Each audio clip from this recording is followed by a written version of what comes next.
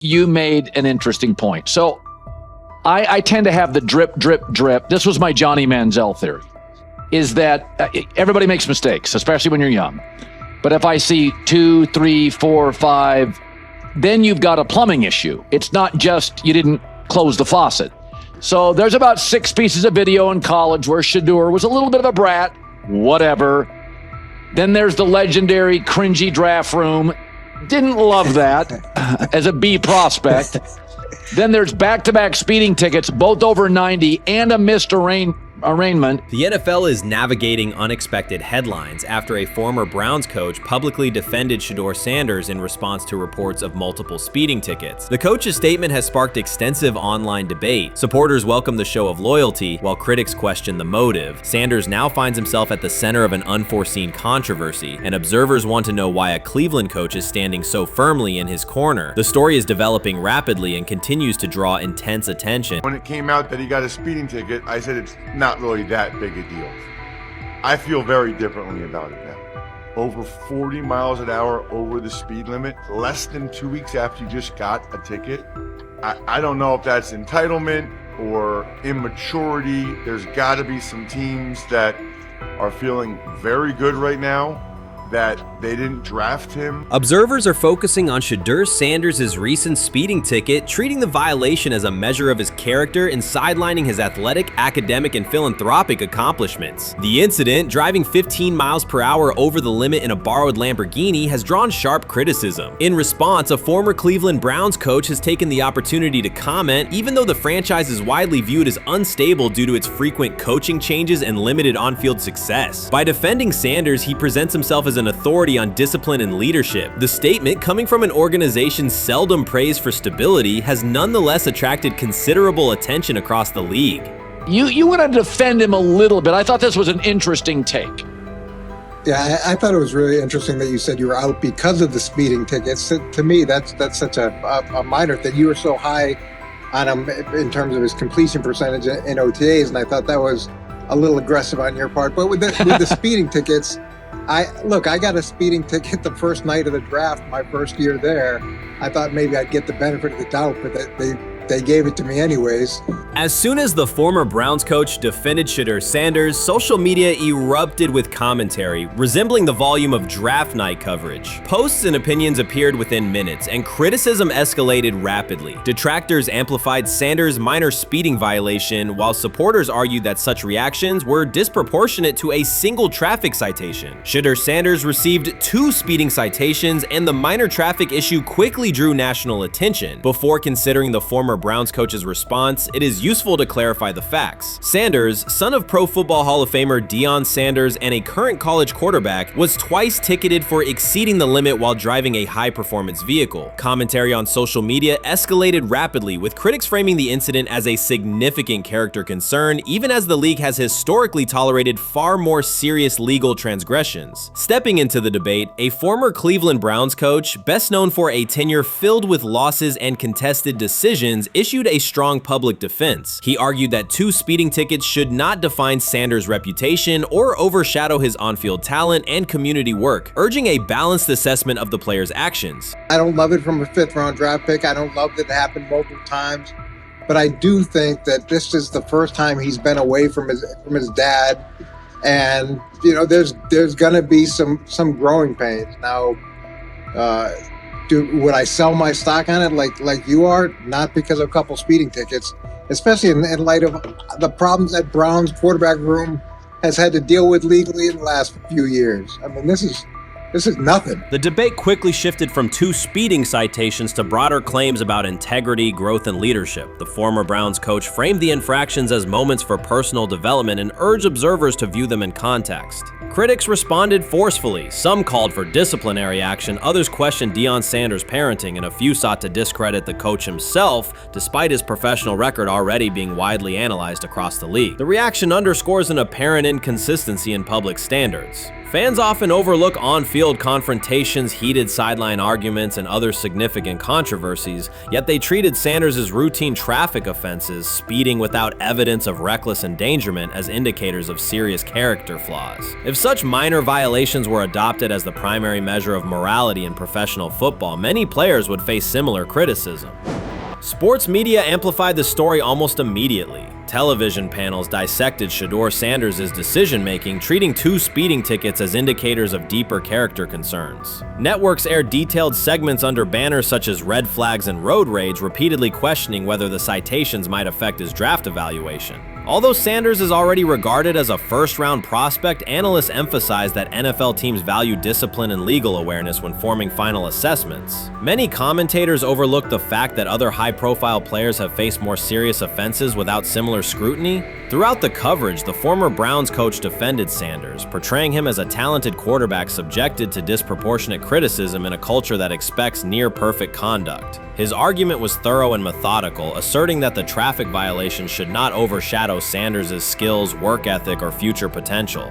Commentators point out that the coach's intervention was not entirely selfless. He recognized the publicity potential. One day he was an overlooked figure from a struggling Browns era, the next he was a trending name across sports media. The discussion quickly expanded beyond Sanders' speeding citations to questions of image management and narrative control. Critics demanded disciplinary measures, public apologies, team sanctions, and formal statements, yet their objections seemed directed less at the traffic infractions themselves and more at Sanders' high profile, confidence, and resistance to traditional expectations. In practical terms, Sanders' brand remains intact. The coach secures renewed relevance, and the episode supplies another headline in the ongoing story of modern football. The next time Sanders is seen in a high-performance car, the debate will likely reignite, focused not on speed limits, but on the broader culture of the league. Meanwhile, new voices continue to join the conversation. Broadcaster Colin Cowherd has already weighed in, offering his own reassessment of the incident and its broader implications. Breaking news, Shedeur Sanders last night was pulled over going 100 miles per hour. All right, he clocked 101, 41 miles an hour over the speed limit in Cleveland. He will have the opportunity to fight the ticket in court. Now, I'm not exactly sure where he was pulled over, whether or not that it was in Ohio or whether or not that it was in his home state. But typically when you're going 40 over, that's flirting with the line of reckless driving. Folks, I gotta tell you, I don't understand what it is with these young men driving at absurd speed. Colin Cowherd's view of Shedeur Sanders shifted abruptly. Days after praising the quarterback's poise and skill, he appeared on air to declare that Sanders is overhyped, unfocused, and distracted by celebrity. The reversal was immediate, without any gradual reconsideration. Cowherd now frames Sanders' 2 speeding tickets as evidence of poor judgment, even though he has defended other quarterbacks facing far more serious off-field issues. The sudden, wholesale withdrawal of support leaves viewers questioning the consistency of Cowherd's criteria and illustrates how quickly media narratives can change when minor incidents receive outsized attention. This is Okay. nothing. Okay. How much of this is, Jimmy Haslam has his hands all over Manziel, has his hands all over Deshaun Watson, admitted it, man enough to admit it. I saw the reaction in the draft room when they took Shedeur Sanders. Pretty obvious it wasn't the coach and the GM's pick. How much is this team has 8 last place finishes in 13 years owning it. How much of this is we don't have a very good owner here like Washington, D.C. and the Commanders? Yeah, I didn't love the owner stepping in and saying, hey, you got to take this guy in the 5th round. And I doubt they'll ever admit to it. While Colin Cowherd urged teams to move on from Shedeur Sanders, former Browns coach Eric Mangini offered a more measured response. Mangini, whose tenure in Cleveland was marked by mixed results, used his platform to provide context rather than condemnation. Instead of sensationalizing the speeding violations, he encouraged viewers to consider Sanders' circumstances. The rumors have ended. The decision is public. Cleveland Browns owner Jimmy Haslam has informed every level of the organization that unless an unforeseen injury intervenes, Shedeur Sanders will start at quarterback in week 1. The announcement is not an informal suggestion or a quiet push in the background. It is a direct order. Multiple independent reports, amplified most visibly by Colin Cowherd, confirm that Haslam delivered the directive himself. From the owner's viewpoint, the logic is simple. No one else on the roster offers the same combination of talent, leadership, and long-term upside. Joe Flacco is approaching the twilight of his career. Kenny Pickett has shown flashes but remains inconsistent. Dylan Gabriel, taken in the 3rd round, is a developmental project. By contrast, Haslam believes Sanders can alter the franchise's trajectory immediately, and he refuses to allow internal hesitation to stall that possibility. The standoff traces back to April. General manager Andrew Berry and head coach Kevin Stefanski entered the draft wanting a low-profile prospect who would fit quietly into the existing depth chart. They prioritized scheme familiarity, modest public attention, and a clear developmental timeline. When the board lined up, they reached for Gabriel in round 3, reasoning that an early investment would justify keeping a rookie on ice behind the veterans. But Sanders continued to slide, first through day 2, then deep into round 5. Haslam watched the names come off the board, convinced the league's bias against Deion Sanders' outspoken son was obscuring legitimate first-round talent. When Cleveland's 5th-round pick arrived and Sanders was still available, Haslam intervened. He did more than approve the choice, he overrode the original plan, making it clear that the organization would select Sanders and give him every chance to compete. From that moment on, the Browns' internal narrative splintered into 2 camps, those ready to accelerate around their owner's vision and those still trying to protect their original approach. Once rookie minicamp began, Sanders erased much of the speculation. He commanded huddles, processed coverages quickly, and delivered throws with anticipation that belied his draft slot. Teammates noted his willingness to accept blame for missed timing, then correct the error without dramatics. While Flacco and Pickett split most first-team reps, Sanders treated limited opportunities as full-speed auditions. During organized team activities, he identified blitz looks, redirected protections, and consistently found his second read when the primary route was covered. More than one defensive veteran told local reporters that Sanders looks like the best arm in the building. That assessment forced Berry and Stefanski to reevaluate their timetable. They could no longer label Sanders a long-term project without contradicting on-field evidence. Drafting Gabriel 2 rounds earlier had provided the staff an excuse to slow roll Sanders' ascent.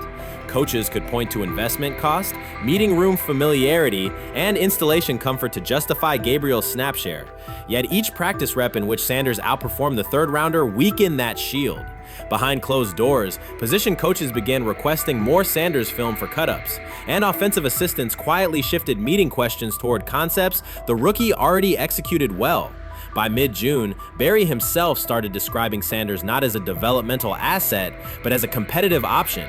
Those subtle linguistic changes signal the front office's recognition that the narrative had moved beyond their control. Haslam's history with quarterbacks is well documented. His pushes for Johnny Manziel, Baker Mayfield, and Deshaun Watson were high-visibility swings, each driven in part by a desire to generate excitement as well as wins. Critics highlight those choices to question his evaluation track record, yet Haslam perceives Sanders differently. Where Manziel carried off-field concerns, Sanders brings a reputation for professionalism. Where Mayfield's leadership style divided veterans, Sanders' approach has united receivers and linemen. Where Watson's trade involved unprecedented controversy, Sanders arrived at minimal draft cost. Haslam sees a rare chance to capture star potential without mortgaging the future, and he is unwilling to cede that upside to cautious pacing. Cleveland's supporters, weary of revolving door quarterbacks, have rallied around Sanders with unexpected speed. Sales of customized Sanders number 2 jerseys surged within days of rookie minicamp. Training camp ticket requests spiked once local media circulated videos of Sanders making NFL-caliber anticipation throws during 7-on-7 periods. The mood in Northeast Ohio has changed from tentative hope to active belief. Longtime season ticket holders who once shrugged at preseason storylines now debate Sanders' footwork at neighborhood barbecues. Social media engagement for Browns content has climbed, driven by highlight compilations of the rookie threading seam passes between linebackers and safeties. All of this places Kevin Stefanski in a fragile position. If he opens week 1 with a veteran starter and the offense sputters, criticism will be swift. Each stalled drive will be interpreted as evidence that he ignored the owner's edict and the fan base's intuition. Conversely, if he names Sanders the starter solely under pressure, any early struggles could be framed as proof that Sanders was rushed, further exposing Stefanski to blame. The only sustainable solution is conviction. Either stand behind a veteran with clear strategic reasoning or embrace Sanders fully and structure the offense around his strengths. Splitting the difference, rotating series, delaying first-team reps, or using vague competition language will satisfy no one and likely jeopardize locker room clarity. Sanders' personal approach has reinforced Haslam's confidence. Instead of taking post-draft downtime,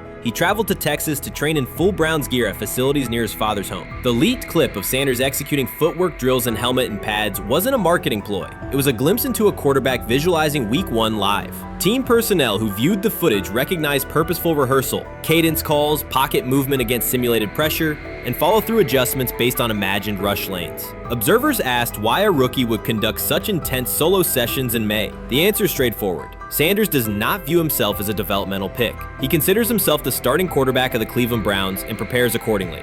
On pure ability, Sanders' arm strength ranks with the league average for starters. His accuracy to the intermediate middle, an area where the Browns' current scheme generates high leverage completions, has drawn consistent praise from receivers. The primary areas still under review are blitz recognition and live bullets and timing on deep outbreaking routes versus press coverage. Those developmental checkpoints are significant, yet daily practice reps show acceleration. In contrast, Flacco's mobility limits the boot action game that Stefanski installed to help Mayfield early in his tenure. Pickett can extend plays, but struggles to attack tight windows between linebackers and safeties, an essential requirement in Cleveland schematics. Gabriel remains an unknown at NFL speed. Thus, the competitive landscape favors Sanders sooner than the coaching staff originally planned. The franchise now stands at an inflection point. Haslam's mandate, the locker room's growing support, and the fan base's enthusiasm all tilt towards Sanders. The front office's earlier strategy, anchored in patience and quiet development, is increasingly untenable. Barry's shift in messaging indicates grudging alignment, but final authority over the depth chart rests with the coaching staff, unless ownership directly intervenes on game day decisions. A move rare but not unprecedented in the NFL. Should Stefanski align with the owner and name Sanders the starter before preseason concludes, he can claim proactive vision and tailor the offense through training camp. Should he resist and open with a veteran who falters, he risks rapid loss of credibility and possibly his position. Either path carries pressure, but only one aligns with the momentum sweeping through the building. For 2 decades, the Browns have cycled quarterbacks without securing a stable star. Each new hope, whether draft pick or trade acquisition, has collapsed under injuries, inconsistency, or organizational disarray. The possibility that Sanders could finally anchor the position is not merely a football storyline. It is a potential cultural reset for a fan base defined by resilience. Haslam's insistence reflects that awareness. Cleveland needs a leader who can win on Sundays and project confidence every other day of the week. Sanders has shown he can shoulder expectations without retreating from scrutiny. That trait, more than arm talent alone, is why the owner views him as indispensable. Voluntary workouts transition to mandatory minicamp next week. If Sanders receives a substantial share of first-team snaps, observers will interpret it as the staff's acknowledgement that the competition is tilting decisively. A public declaration may not follow immediately, but every rep allocation is a signal. If, however, the staff continues funneling most top unit snaps to Flacco or Pickett, tension will escalate. Local media will question the evaluation process. National analysts will debate the merits of letting a rookie learn through live action versus controlled practice. Inside the facility, players will recognize any disconnect between performance and opportunity, and unity could fray. The Browns have reached a decisive moment. Shedeur Sanders has demonstrated the skill, poise, and work ethic to justify starting in Week 1. Jimmy Haslam has publicly positioned him as the future, and by implication, the present of the franchise. Kevin Stefanski and Andrew Barry must either endorse that vision or brace for the consequences of delaying it. For Cleveland fans, the significance is clear. A legitimate chance to exit the cycle of quarterback uncertainty and rally behind a signal caller capable of commanding the field and galvanizing the city. Whether that opportunity is seized promptly or postponed will define the Browns' 2025 season and likely the tenure of the decision makers involved. Shedeur is lighting it up in practice every day. You're not even a half bit curious to see what he could do with the ones. That makes no sense. And then on top of all of that, you got players going on podcasts and talking to people in the media saying this guy is really good. Like, this guy is legit. So even your peers respect you enough. How is it that the coaches can't see that? It always starts with the players, where the players like, hey, you see that? You seen that pass he threw? The Cleveland Browns were taken by surprise when quarterback Shedeur Sanders stepped in for first-team snaps, asserting control of the drill and instantly highlighting deficiencies across the rest of the room. His confident command forced coaches to pause practice clips, reevaluate progressions, and consider immediate adjustments to the depth chart. Within minutes, discussions spread throughout the facility and online forums as fans weighed what Sanders Sanders' showing means for the current starters. The organization now faces an urgent, data-driven decision on whether Sanders should move up permanently. Shedeur Sanders arrived at Browns practice, took several first-team reps, and the entire quarterback group immediately felt the pressure. Coaches erased the whiteboard and reviewed their plans. Staff members exchanged concerned comments, and observers began asking whether Sanders was positioned to assume a larger role. Tony, every year we see at least 1 to 2 teams. They were in last place in their division the year before. No one thought they'd be good, and then they were good. It almost seems like no one's even assuming the Browns can be that, but we see it happen every year. And I get the quarterback stuff, but correct me if I'm wrong, Tony. The Browns are trying to run the football, play good defense, not turn the ball over in the passing game, and try and take advantage when they can, correct? That's what they're trying to do. That was the 2020 offense. The Cleveland Browns are still searching for stability at quarterback. Deshaun Watson is yet to deliver consistent starter-level production that justifies his contract, and each game renews doubts about whether he can regain peak form. Behind him, rookie Dorian Thompson-Robinson shows promise but remains inexperienced and unpolished. Coaches are evaluating alternatives each week and may need to adjust the depth chart if progress stalls. The roster around them is built to contend now, so ongoing uncertainty under center is increasingly costly. As we talk about, we do believe in best player available. We do believe in positional value, and we didn't necessarily expect him to be available in the in the 5th round, and so we love adding competition to every position room and adding him to compete with the guys that are already in there. We felt like that was the appropriate thing to do. The Browns quarterback group is unsettled. Deshaun Watson has yet to provide the reliable, high-level play his contract demands, while rookie Dorian Thompson-Robinson remains promising but unpolished. Depth behind them consists mostly of veterans whose experience lies more in holding clipboards than leading offenses. The coaching staff needs an immediate answer, not a 3-year development project. Shedeur Sanders enters as that potential solution. At Colorado, he passed for more than 3,200 yards despite working behind one of college football's poorest offensive lines, consistently demonstrating poise, quick processing, and accurate ball placement under heavy pressure. Film shows steady reads and disciplined footwork, traits that offset concerns that his profile is built on family name or media attention. Cleveland viewed the signing as a low-risk, high-reward move. Early in camp, Sanders received a handful of first-team snaps intended merely as an evaluation. Those plays quickly changed practice tempo. The ball came out on time, receivers hit their landmarks, and the defense struggled to adjust. Coaches immediately expanded the review, using phrases such as evaluate every option, an indication that the depth chart was no longer fixed. Watson sensed the scrutiny. Thompson-Robinson increased his urgency. Within minutes, competition in the quarterback room intensified. Sanders repeated that performance in subsequent sessions. His footwork remained clean, progression sharp, and throws firm and precise. Each strong rep forced staff to reassess the plan to keep him buried on the developmental track. The broader context magnifies the pressure. Cleveland's roster is built to contend now. Fans are weary of quarterback turnover, and the front office cannot afford another costly misstep under center. Around the league, rookie passers rarely wait multiple seasons anymore. Joe Burrow, Justin Herbert, CJ Stroud, and even late pick Brock Purdy established that precedent. If Watson opens the regular season and struggles, public calls for Sanders will grow, especially if the rookie flashes in preseason. Alternatively, another team could attempt to acquire him if Cleveland hesitates to elevate his role. Each scenario underscores the same reality. Sanders' emergence has turned a routine camp evaluation into a critical decision point for the franchise. And we saw Dylan Gabriel go 11-on-11 with the first team, Shedeur Sanders go 11-on-11 with the second unit. So that was really the big wrinkle today. Yes, and of course, it was the first time that we have seen Shedeur Sanders get any of those coveted 11-on-11 reps. Of course, again, it wasn't with the first team offense or against the first team defense, but it's progress. And that means that he's going in the right direction, that the arrow is pointing up. He's coming up the learning curve. So that's good for him. And I actually thought just overall, he had a better day than Dylan had today. He completed more passes. He was more on point. In fact, in that 11-on-11 period, he threw a near touchdown.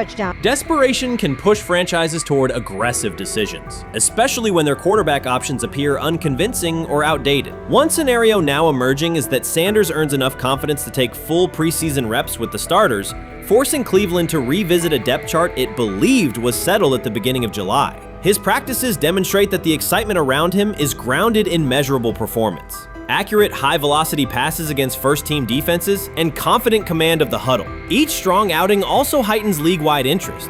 Rival scouts adjust evaluations, and general managers revisit their notes, aware that a viable young quarterback may soon become available. Inside the facility, the personnel staff must balance short-term results with long-term roster planning, knowing that an early move could reshape salary cap allocations and locker room dynamics. The pressure on Watson and Thompson Robinson escalates accordingly. Both must produce visible progress to maintain their current roles.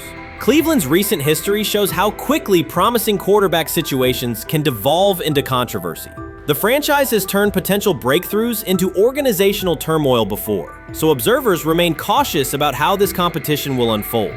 I view things as I got time. I got time to be able to grow and mature, and be able to understand the ins and outs of the defenses and be able to get the good insight from the vets in the room. So I look at it as, a plus. And whenever, it's time for me to play. Shedeur Sanders rolled into Browns camp and instantly made the whole practice feel like a recess pickup game. NFL vets suddenly looked like they'd forgotten the playbook and were just trying to keep up. With that being said, I see some balls coming out of Shedeur Sanders at that camp, and I'm like, kind of looks like a guy. Yeah, I'm ready. He can sling it. Ready to I see him, some of the veterans, how they talk to him, mic'd up, see what he's doing in the community. Yep. Talking about Njoku there? Njoku, Mike Napier. Once you see, different little interactions and things like that, I know he has the talent. We'll see. It'll be a competition that usually brings the best out of guys, especially young guys. So I'm interested to see how that quarterback situation. Right after Shedeur Sanders tightened his cleats and the Browns settled in for what they figured was a routine camp day, the whole vibe tilted sideways. No blazing comet, no UFO touching down at midfield, just a swagger-charged quarterback striding in like he'd crashed the wrong league and thought, yeah, I'll stick around and run this show. The Browns had no clue what storm was rolling in. You'd expect an NFL team to do a quick scout, maybe pull up a highlight reel or two, but nope. They greeted Shedeur with a shrug, only to watch him seize the field on snap one and run the whole operation like a seasoned pro. First and foremost, he's been the best quarterback in camp. Now look, Joe Flacco ain't had many opportunities. There was a whole day I saw he didn't throw the ball at all. Here's my theory on the situation. They already know who's starting in the number 2 is. They already know. Joe Flacco and Shedeur Sanders is already locked up. You're missing the boat, people. You're missing the boat. Your boy, Kenny Pickett and Dylan Gabriel, they're fighting. Shedeur didn't merely clock in, he hijacked the session. One moment he's loosening his arm, the next he's roasting veteran QBs like faded names on busted draft boards. Defensive coordinators everywhere had the same gut punch reaction.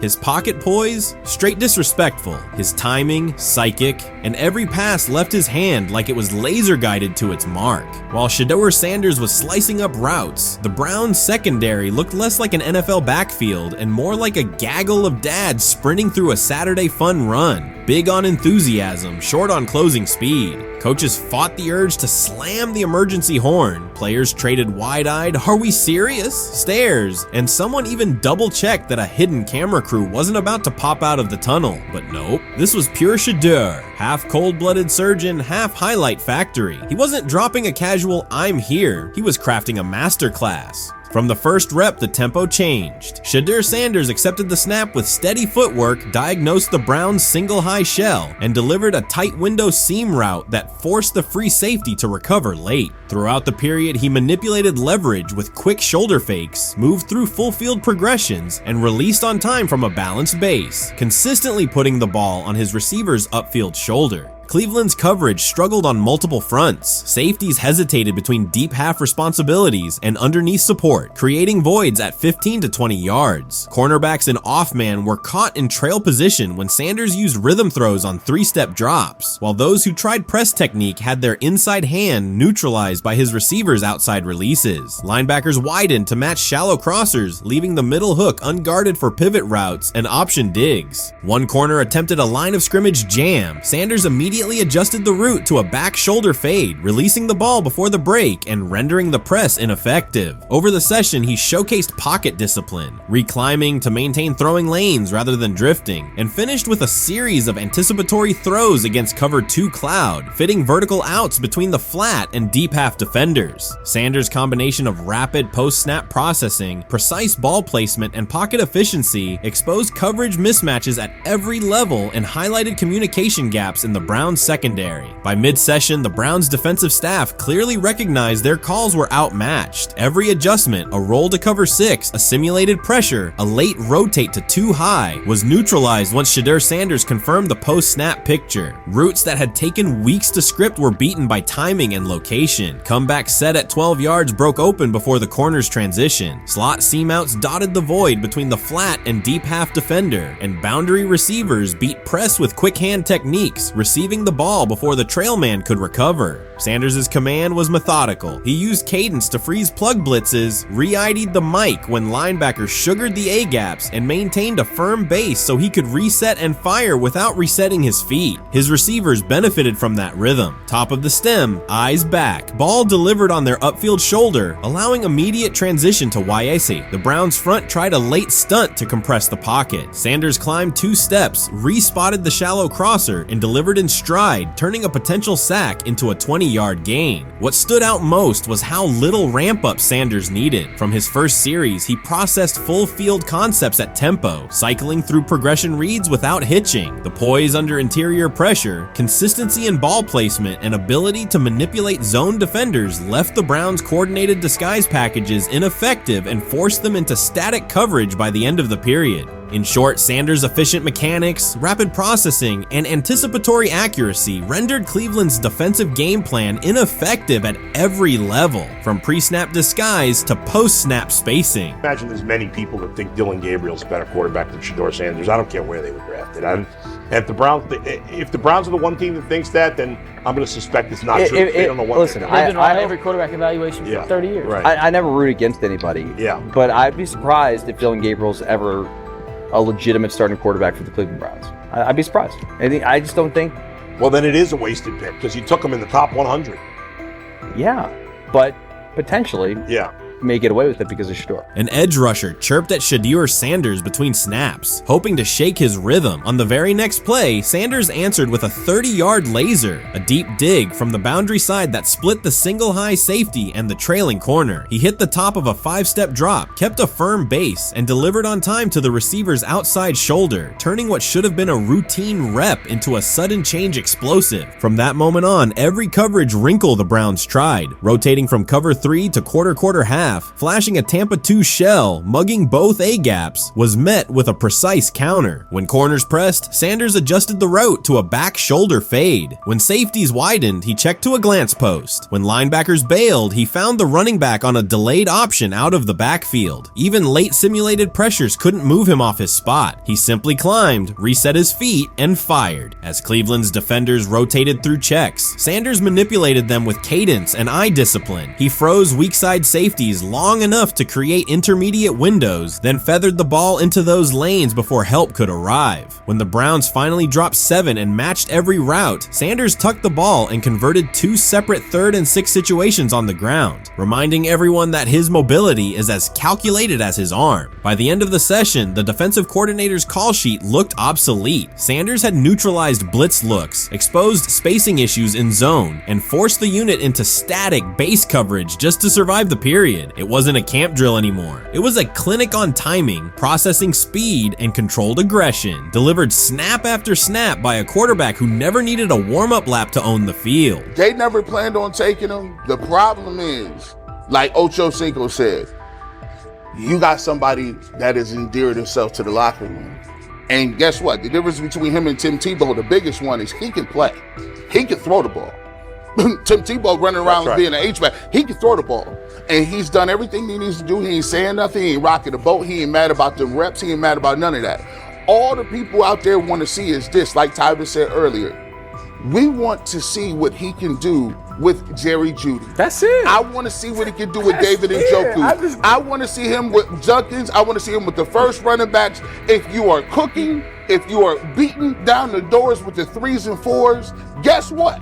You deserve more. From the first team period on, Cleveland's secondary looked a step slow. A deep third safety hesitated on a post-snap rotation, leaving Shedeur Sanders free to climb the pocket and fire a 22-yard out that arrived before the defender could plant and drive. The supporting cast around him, players fighting for roster spots, not Pro Bowl invites, benefited from his command. Sanders used tempo to control the defensive front, altered protections at the line, and located throwing lanes so quickly that one receiver didn't register the catch until he crossed the goal line. As the Browns tried new personnel groups, coverage busts multiplied. Starters slipped out for hamstring stretches while rookies rotated in, only to find the ball arriving on their blind side before they'd completed a midpoint squeeze. On a later 3rd and long, Cleveland finally closed the interior rush lanes, compressing the pocket with 3 defenders. Sanders pivoted through the traffic, stepped into a narrow escape window, and, without resetting his shoulders, whipped a no-look pass to the boundary curl for a fresh set of downs. The throw turned a potential sack into an explosive play and left the coaching staff scrambling for answers. The people who are fascinated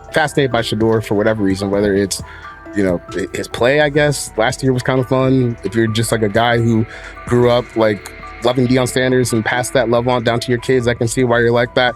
The one thing I will give them is you're looking at this quarterback room. If you're a fan of Shedeur and say, why can't he go beat Dillon Gabriel or Joe Flacco or Kenny Pickett? So I do understand that part of it, right? Because why not? Why couldn't he be the Brown starter in October or November? That looks like a quarterback room where everyone will get a chance to start. Sometime last week, and then, and I just tweeted that out again this morning, and then today, the Joe Flacco one got posted. So running through this, and then of course we'll still have Dillon will be next, and then Shedeur will come last. As training camp nears, Kay Cabot is providing straightforward analysis of the Cleveland Browns quarterback competition. The starter has not been named, but she has moved away from her earlier skepticism of Shedeur Sanders and now acknowledges his talent and potential. Cabot explained that if Joe Flacco is chosen to start week 1, it will mean he is the most prepared to play immediately. This approach would also give younger quarterbacks such as Kenny Pickett time to adjust, refine their skills, and maximize their potential while Flacco handles the early workload. She added that a Flacco start would not prevent Sanders from earning the position later in the season. The depth chart remains flexible, and Sanders' continued development could put him in line for an opportunity as circumstances evolve. Cabot also noted that Pickett could win the job for week 1, but he must demonstrate he can integrate smoothly with the offense and perform reliably under pressure. The Browns want a leader who can control the huddle, execute plays efficiently, and maintain composure. Pickett's performances in upcoming practices and preseason games will be critical in determining whether he secures the starting role or Sanders ultimately takes the reins as the season progresses. Things like that. It doesn't mean that that Kenny can't swoop in there and steal that job by them, but he's really going to have to show that he has a complete mastery of this scheme and this system, and that they don't have to dial it back a lot to put him in there. So these will be some considerations, and I do think that that as the preseason goes along, it will become evident.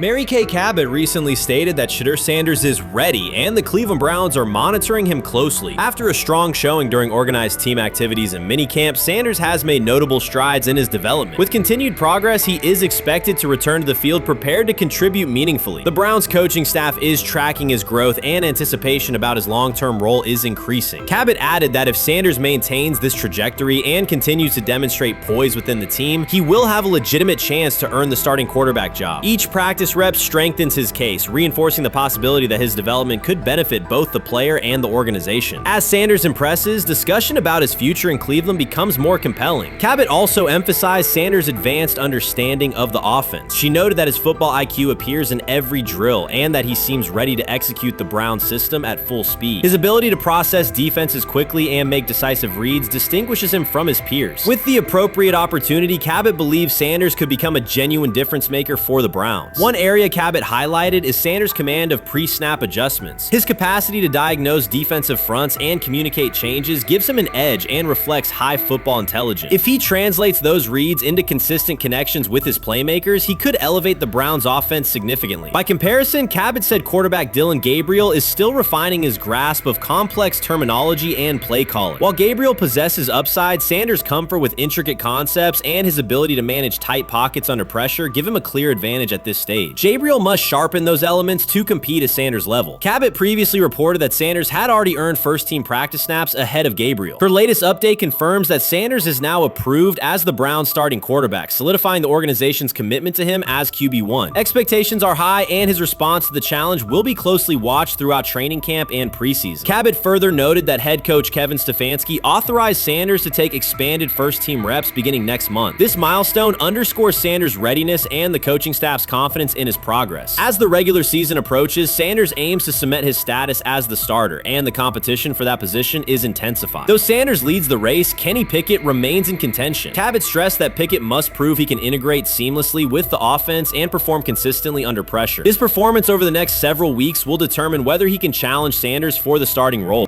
With both quarterbacks vying for the top spot, the Browns' Week 1 starter will be one of the most scrutinized decisions of the upcoming season. For now, Cabot's reporting underscores Sanders' rapid ascent, strong football intellect, and growing command of the offense, qualities that position him well to lead Cleveland's offense when the opportunity arrives. Chris Carter's televised assessment of Shedeur Sanders triggered immediate pushback from Cleveland fans, local media, and even several Browns veterans. Carter dismissed Sanders, a fifth-round pick, as unprepared to start, and framed the growing interest around him as purely a byproduct of surname recognition. Since that segment aired, practice reports have told a very different story. Observers inside the Browns facility describe a rookie quarterback who is closing the gap on Kenny Pickett and Dillon Gabriel with surprising speed. Sanders first turned heads in rookie minicamp by directing the huddle with a calm that belied his inexperience. Position coaches reported that he rarely repeated mental errors during installation periods, a trait they rank highly when grading young quarterbacks. In organized team activities, he showed consistent timing on intermediate routes, kept turnover numbers low in 7-on-7 periods, and demonstrated early command of Kevin Stefanski's protection calls. That steady execution earned him a handful of first-team snaps, reps that would ordinarily have belonged to Pickett by default.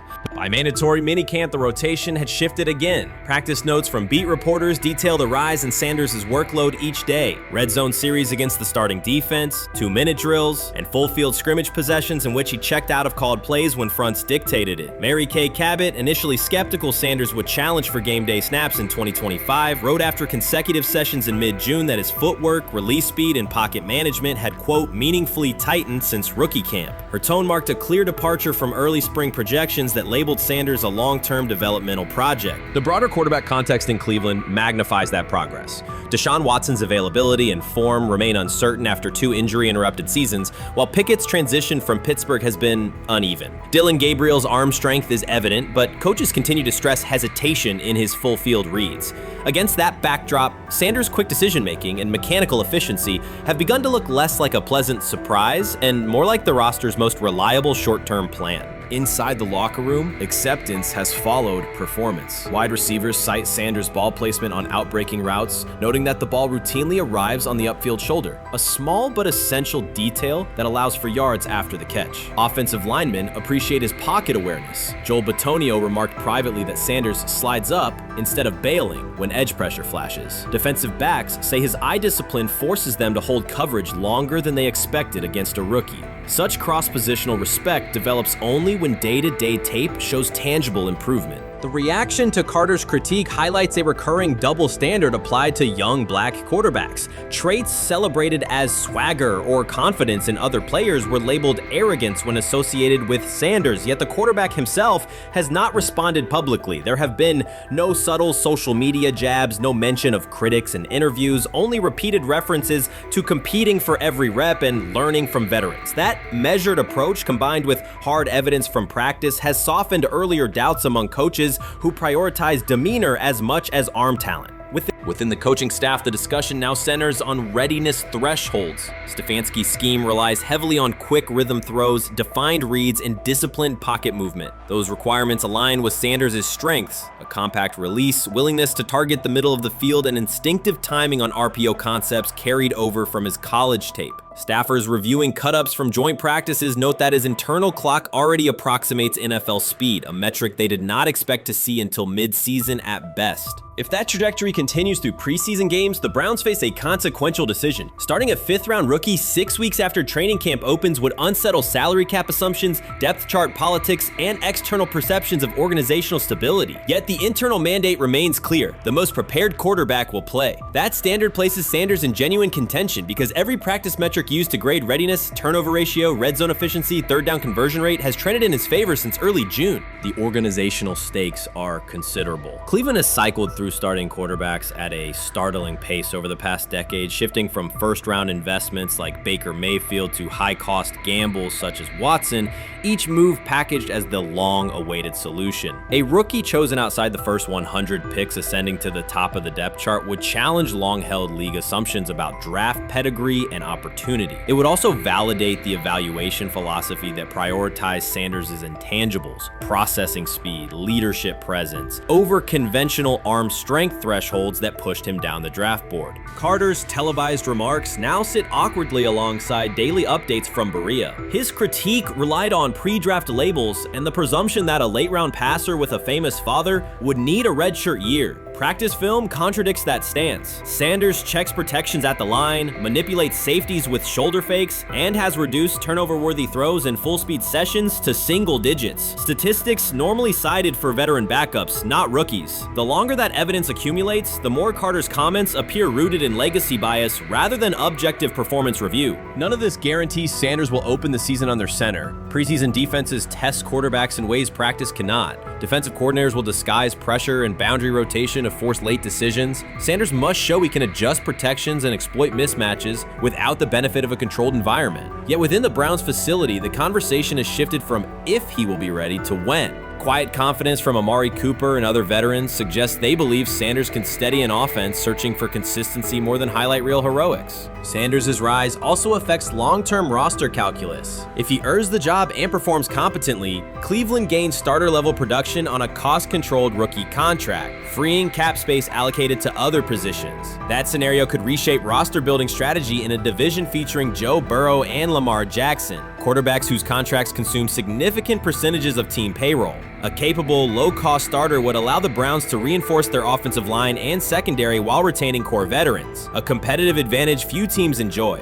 For now, the focal point remains daily improvement. Sanders continues to arrive before sunrise, reviewing the previous day's install with the quarterback coach, then staying after practice to throw on-air routes with receivers low on the depth chart. Coaches track those habits closely because consistent routine underpins performance when adversity strikes in live games. Each incremental gain strengthens the argument that readiness depends on preparation and aptitude, not draft slot. Carter's segment reminded the league how quickly assessments can become outdated when they lean on perception over evidence. Sanders' steady climb up the depth chart underscores the counterpoint. In the NFL, tape is the final arbiter. Should Sanders translate practice efficiency to preseason success, the Browns may discover that the solution to their long-standing quarterback riddle arrived quietly in the 5th round, carrying little more than confidence and a willingness to work. They have never loathed college football itself. They have resisted the people determined to reshape it. When Deion Sanders, black, direct, unapologetic, walks into a room of power brokers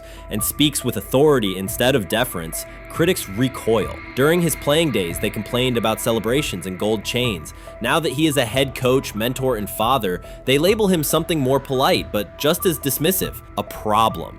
At Big 12 Media Days, Sanders addressed the accelerating chaos of the name, image, likeness market. He said college football needs a salary cap, not to hobble players, but to impose order on a system that showers unproven freshmen with 7-figure promises while the rest of a roster hunts for scraps. He called the situation unsustainable. Within hours, ESPN commentator Paul Feinbaum branded him a hypocrite, arguing that Sanders profited from NIL at Jackson State and now wants rules only because his most marketable athletes have moved on. The accusation spread quickly because it fit a comfortable storyline. Outspoken black coach gains from change, then protests when the advantage disappears. That framing ignores context. Sanders never criticized players earning money. At Jackson State, he urged corporate sponsors to partner with athletes who had been invisible to major brands for decades. What he wants now is stability, standardized guidelines, basic financial literacy, and roster balance that prevents locker rooms from fracturing over uneven payouts. When other coaches, Nick Saban, Dabo Swinney, Lane Kiffin, voiced similar concerns, they were praised for foresight. When Sanders spoke, the tone shifted to suspicion. The difference is not the message, it is the messenger. Feinbaum's response followed a familiar script. When black leaders question the structure of the sport, their motives are interrogated, their credibility attacked, and their competence doubted. He did not level the same charge at Jimbo Fisher when Fisher complained that NIL disturbed recruiting. He stayed silent when Kiffin lamented the transfer portal. But Sanders, who raised enrollment and television ratings at Jackson State, brought unprecedented attention to Colorado in one season and consistently mentors players beyond football, was called opportunistic. Feinbaum dismissed the cultural impact Sanders created, the exposure for historically black colleges, the draft picks developed, the infrastructure improved, reducing his work to a marketing stunt dependent on star sons Shedeur and Shiloh, or two-way standout Travis Hunt. Sanders did not retaliate. He returned to practice, media obligations, and recruiting. His confidence is rooted in faith and in the responsibility he feels toward young athletes whose lives will extend decades beyond their highlight clips. When he asks for NIL boundaries, he is thinking about freshmen handed large sums without guidance, families unprepared for sudden wealth, and programs that abandon kids once production stalls. He has watched that cycle from the inside. He wants protections, not restrictions. Critics predicted Colorado would fade once Shedeur and Hunter leave. Instead, Sanders signed blue-chip quarterback G.J. Lewis and a wave of transfers eager to join a program that values personal growth as much as on-field wins. Recruits see a coach who challenges the status quo, who places black culture at the program's center without apology, and who will remain visible when social media buzz cools. They recognize that Sanders does not chase attention, attention follows his results. Media outlets reduced the upcoming Buffaloes season to a win total prop. 6 victories, give or take. Sanders is playing a longer game. He wants to show young athletes, especially black athletes, that they can lead authentically, speak with conviction, and refuse to shrink for access. Success measured only by the scoreboard misses the point. If Sanders builds men who graduate with financial literacy, self-confidence, and community awareness, he will consider the mission successful, even if Colorado finishes with 5 wins instead of 10. None of that registers with commentators invested in an older hierarchy. For them, leadership should remain predictable, reserved posture, muted tone, minimal cultural expression. Sanders contradicts that image. The possibility that his methods could spread to other coaches, to other programs, threatens a model that has kept decision-making and revenue streams concentrated for generations. So the debate is not about hypocrisy or payroll ceilings. It is about control of the narrative and who is deemed qualified to write it. Sanders refuses to surrender that authority. He knows order is necessary. He also knows whose voices have been ignored whenever real reform is discussed. By speaking plainly, he forces television panels, athletic directors, and conference commissioners to confront issues they would rather defer: financial education, equitable resource distribution, and consistent national standards. Whether Colorado exceeds betting lines this fall will not change the trajectory Sanders has already set. He made Boulder relevant, energized recruiting beyond traditional power corridors, and broadened college football's cultural reach. That influence will persist long after social media debates cool. If his call for NIL structure eventually becomes policy, as the NCAA and Congress now contemplate, Feinbaum's soundbite will fade, while Sanders' imprint endures. In the end, accusations of hypocrisy say more about the accuser than the coach. Sanders has remained consistent: empower athletes, hold adults accountable, and inject stability before unchecked money corrodes the locker room. The people who stand to lose clout in that environment prefer the chaos they can manipulate. Sanders prefers a system that nurtures the players who make the sport worth watching. His advocacy is rooted in experience, not self-interest, and his critics will have to decide whether to engage with that reality or keep shouting from the sidelines. What do you think is happening in Browns camp? What do you think is going to happen there? Before I let you go, Lewis. You know, I think it really does all depend on how Kevin is able to, as it relates to Shedeur, work him in enough. Well, one, Shedeur has to earn the right for Kevin and the staff to have discussions about, hey, we got to get him more reps with the 1s and 2s. We got to get him more reps with the 1s and 2s when we're going team period, not just walk through or not just 7-on-7 team. Louis Riddick reacted sharply on air after viewing practice footage from the Cleveland Browns. The clip showed quarterback Shedeur Sanders executing a string of precise throws while the Browns head coach watched With a broad smile, Riddick questioned whether the session was focused on evaluation or celebration, arguing that visible enthusiasm from the staff could cloud objective assessment of a rookie's progress. Earlier in the segment, Riddick's tone had been measured once the Sanders highlights appeared. He criticized the perception that a routine practice was being treated like a marquee event. He stressed that coaching reactions should remain subdued until performance translates into game situations. Riddick concluded by calling for accountability and asking the Browns to clarify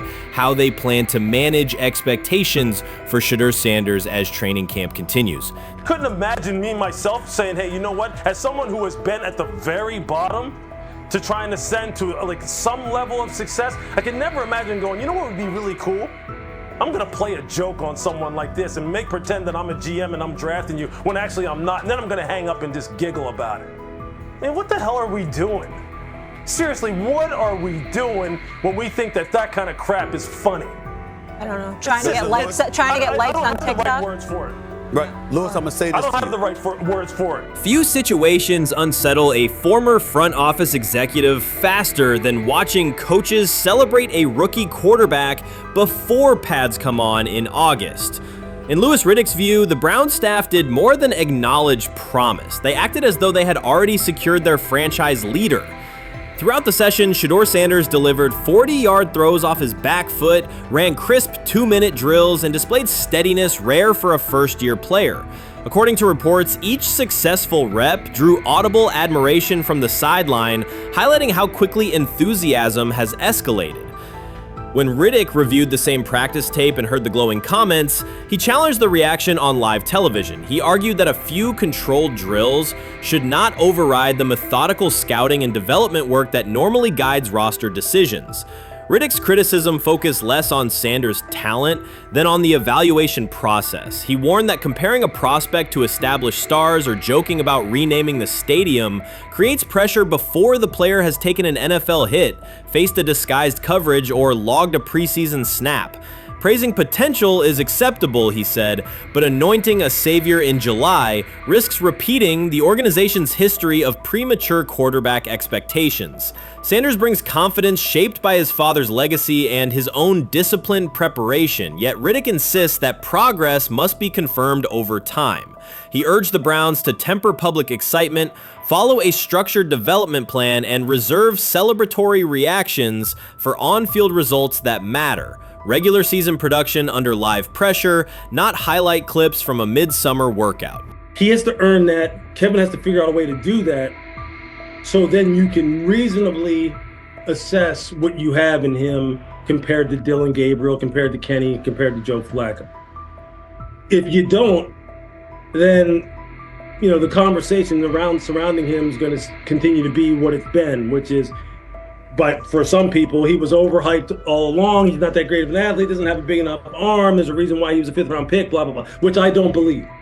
I believe if he is given enough reps, earns enough reps, and then is given enough reps in meaningful situations, he can throw the ball just as good as Joe, if not better, just as good as Kenny, if not better, just as good as Dillon Gabriel. After more than 2 decades in personnel and broadcast analysis, Louis Riddick was dismayed to see a franchise bypass basic evaluation standards after only a series of eye-catching minicamp throws. Reviewing practice footage from Cleveland, he observed Shedeur Sanders drilling 40-yard passes against uncovered receivers and running 2-minute sequences with poise. In Riddick's view, those reps, conducted without pads, contact, or a disguised rush, show arm talent but reveal little about how a rookie handles game pressure. Riddick said the Browns' reaction drifted from objective assessment to outright admiration. Multiple reports indicated coaches were sketching new concepts for Sanders during dinner and referring to dedicated Shedeur packages well before a padded practice. Even the veterans in the quarterback room showed no visible alarm, a sign that staff excitement had already reset the internal depth chart conversation. The analyst emphasized that his concern is not Sanders' skill set. He acknowledged the quarterback's arm strength, footwork, and composure, but rather how quickly the club appears willing to declare him its long-term answer. Riddick cited several past prospects who received similar midsummer acclaim only to stall once real competition began. Given Cleveland's long history of quarterback turnover, he argued the organization should focus on incremental milestones, processing post-snap reads, surviving live pass rushes, and rebounding from mistakes on Sunday afternoons. Riddick urged the Browns to temper expectations and follow a structured development plan so Shedeur Sanders can progress without undue pressure. One coach reportedly admitted he replayed Tuesday's scrimmage film so often that he lost sleep, an anecdote Riddick offered as proof that enthusiasm is already outpacing reality.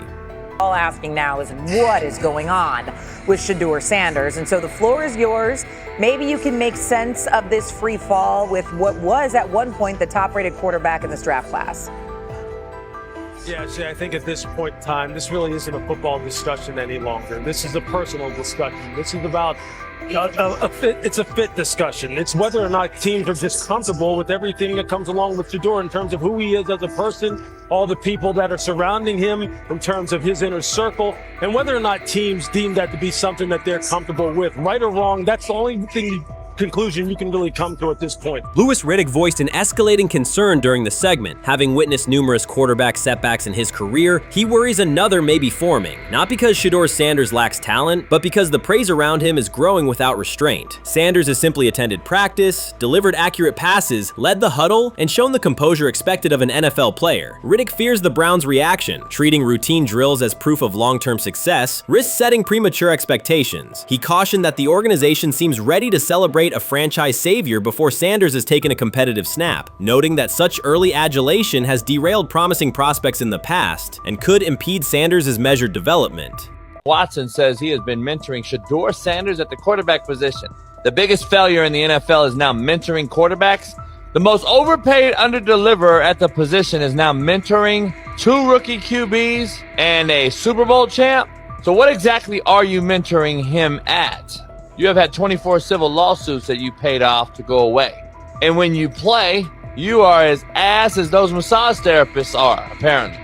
Shedeur Sanders is also a show. It's all about him. It's all about anything else. If you don't see that by now, then you're just blinded. Cleveland's second most talked about player has yet to take a professional snap, and it isn't Deshaun Watson. Rookie quarterback Shedeur Sanders has already captured the locker room's attention and the fan base's enthusiasm, creating a visible shift in the team's internal dynamics. Watson, once the uncontested focal point, now shares the spotlight with a newcomer who has only practiced in shorts. The Browns are experiencing a rapid, unforeseen change in popularity within their roster. Four-man competition. It's not. It's 2 guys versus 2 guys. It's the 2 older guys to be the starter. Yeah. It's the 2 younger guys to position themselves however it may be. Right. Show little improvement every single day, right? So, of all the things I'm watching the first 5 when they break a session, the first 5 with the veterans, with the ones. Who's in there? Where are they going? The ball's going to Jerry Judy, right? Flacco's no dummy, lasts as long as he has, right? He can really whiz it. But as we go on, I want to watch these guys because they probably just got plays installed Tuesday and they're out there running them Wednesday. Shedeur Sanders arrived in Cleveland and immediately commanded attention. The rookie has yet to take a preseason snap, yet the energy around him inside the building and across social media eclipses what many veterans receive in an entire season. Fan enthusiasm is so strong that Deshaun Watson's jerseys are already drifting toward the clearance rack at the team store. In a matter of days, Sanders has become the roster's second most popular figure, while Watson watches his once secure QB1 status and public approval shrink by the hour. Shedeur or Deshaun? Who do you want as your quarterback next year? Honestly, Shedeur. I love Deshaun though. Like, I don't understand all the hate for Deshaun. You get hurt and you get booed, bro. That's foul. That might be the foulest I ever seen. The Browns' social media staff posted a single candid photo of rookie quarterback Shedeur Sanders releasing a warm-up throw, and the response was immediate and overwhelming. Fans saturated timelines with edits of themselves alongside him, while Deshaun Watson's routine practice reps drew comparatively little notice. Although an official Sanders jersey has not been released, unauthorized versions are already moving at a pace that exceeds merchandise sales for several other AFC North teams. The surge in interest marks one of the most intense fan reactions Cleveland has experienced in recent memory. The excitement surrounding Shedeur also triggers a wave of criticism. Veteran analysts, anchored in a 1980s mindset, question whether his style will translate into lasting success. They focus on his NIL earnings, social media presence, and visible confidence, arguing that the image overshadows substance. To them, outward self-assurance appears to be a distraction rather than a competitive asset. Even a simple simple smile or brief display of personality is cited as evidence that he lacks the measured discipline they expect from a starting quarterback. Critics claim Shedeur Sanders is notable only because of his father overlooking the performance he delivered at Colorado. Many of those same observers ignored the Buffaloes until Deion Sanders made national headlines, yet they now question whether his son has earned the attention. They want rookies to keep quiet, carry clipboards, and wait 2 seasons before challenging for a starting role. Sanders is disregarding that script from the moment he arrived. His presence has already turned Cleveland's quarterback discussion into a genuine 2-man competition before a single preseason snap. Deshaun Watson maintains publicly that the situation does not concern him, but it is hard to believe the pressure is not real. A fully guaranteed contract protects his paycheck, not his standing in the locker room. Sanders, meanwhile, is translating charisma and early momentum into tangible influence with teammates, coaches, and fans, reshaping expectations for who will lead the Browns on opening day. I'm a firm believer. If I wanted Shedeur Sanders at 2, at worst at 33, of course I already think that he's better than other quarterbacks. Because that's the type of talent, that's where I would have picked him at. And if he was at 2 or 33, and he still had this same exact skill set, we will be talking about him starting and playing. Right. Well, there'd only be 3 quarterbacks. It'll be 3 quarterbacks, not 4. 4, yeah. But since he moved to the 5th round, that's cool. They might have to go along with it. But to me, I think if you ask who got the best tools, I'm going with Shedeur. Shedeur Sanders has not taken a single professional snap, yet discussion about him has split NFL social media into 2 camps. One side already argues he should start immediately. The other worries about what that means for veteran quarterbacks like Deshaun Watson. Reporters now line the perimeter of Browns camp, scrutinizing every inconsistency in Watson's spiral and every precise throw from Sanders during drills. Each well-placed pass is clipped, posted to TikTok, and captioned as evidence of a future QB1. Cleveland is no stranger to quarterback drama, but this situation is different. Rather than cycling through another unproven starter, the franchise is dealing with a rookie who entered with more polish, public attention, and perceived readiness than most first-year players. Fans chant Sanders' name before he has appeared in a preseason game, while the established starter works to maintain his relevance. The atmosphere is not yet a full controversy, it is a countdown. Traditional analysts insist on the importance of experience and respecting the process, yet Sanders is progressing on the timeline set by the supporters who already view him as the next leader of the offense. Urban Meyer's roster history underscores the absurdity. Meyer coached Aaron Hernandez, whose off-field crimes are well documented, along with other players entangled in assaults, academic misconduct, and more. Yet Feinbaum singled out Newton, a national champion, Heisman Trophy winner, and NFL MVP, as the worst. This selective condemnation is not new. When Deion Sanders recently suggested implementing an NIL salary cap to restore competitive balance, Feinbaum dismissed the proposal and called Sanders a hypocrite rather than engage with the substance. The pattern repeats. Feinbaum routinely targets Cam Newton, Deion Sanders, Jameis Winston, Lamar Jackson, outspoken black athletes and coaches, while extending grace to figures such as Nick Saban, Kirby Smart, Dabo Swinney, or Tim Tebow under similar circumstances. Newton is no longer content to remain silent while others distort his story. In response, he laid out an accurate chronology, highlighting facts the commentary networks rarely repeat. One long-standing myth is that Newton was expelled from the University of Florida. He was not. Tim Tebow held the starting job unchallenged, and Meyer had no intention of displacing his star. Like thousands of athletes each year, Newton transferred to find a place where he could play. The move was strategic, not disciplinary. He is with 3-2-2-5-3-17 to transfer to and Moorbeck. Meyer was. Critics habitually resurrect the 2008 laptop incident to tarnish Newton's entire career. Newton has acknowledged the mistake, but its relevance is overstated. The incident did not prompt his transfer, nor did it derail his trajectory. After leaving Florida, Newton enrolled at Blinn College, a Texas JUCO powerhouse, and led the Buccaneers to a national championship while posting dominant statistics. That performance earned him the opportunity to transfer to Auburn. At Auburn, Newton produced one of the most extraordinary single seasons in collegiate history. More than 4,000 yards of total offense, 50 combined touchdowns, an SEC title, a national championship, and the Heisman Trophy. Achievement compressed into a single year under intense scrutiny. Even that landmark season is recast by Feinbaum as a cautionary tale. He claims Newton ignored head coach Gene Chizik by diving for a goal line touchdown when told to kneel, jeopardizing the game. In reality, Newton explained that the decision was a collective adjustment made in the huddle after reading the defense, while Auburn still held timeouts. The Tigers maintained control and secured the championship. Portraying that moment as reckless serves to recast Newton's success as selfishness rather than leadership.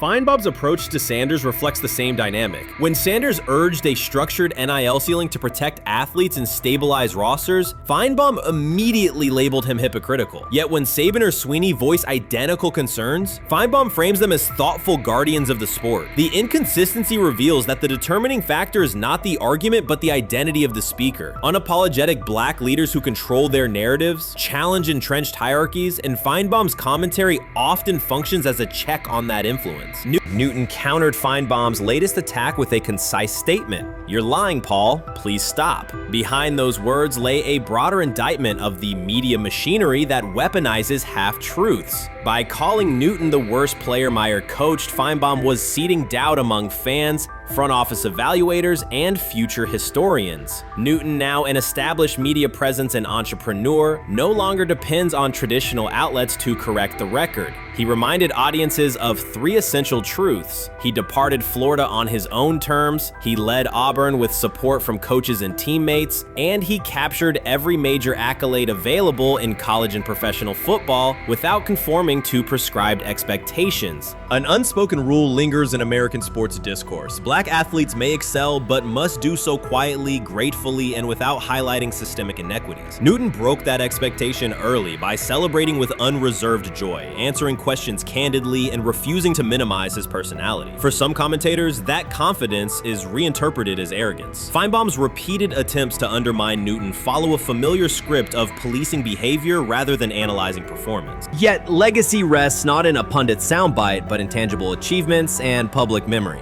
Newton's resume, Heisman winner, national champion, NFL MVP, speaks for itself. Millions of fans witnessed his impact on Saturdays and Sundays. Countless young quarterbacks saw someone who looked like them redefine the position's possibilities. The same is true for Sanders, whose player-first coaching philosophy and media savvy continue to influence college football's direction. Feinbaum's commentary cannot erase these realities. Newton, Sanders, Winston, Jackson, and others have already secured their places in football history. By publicly confronting misinformation, Newton set a precedent for athletes who now possess the platforms and technology to present their stories unfiltered. The microphone no longer belongs exclusively to legacy broadcasters. Newton holds it now, and he intends to keep it. A decisive shift that reduces the gatekeeper's influence and ensures that accomplishments are judged on merit rather than narrative manipulation.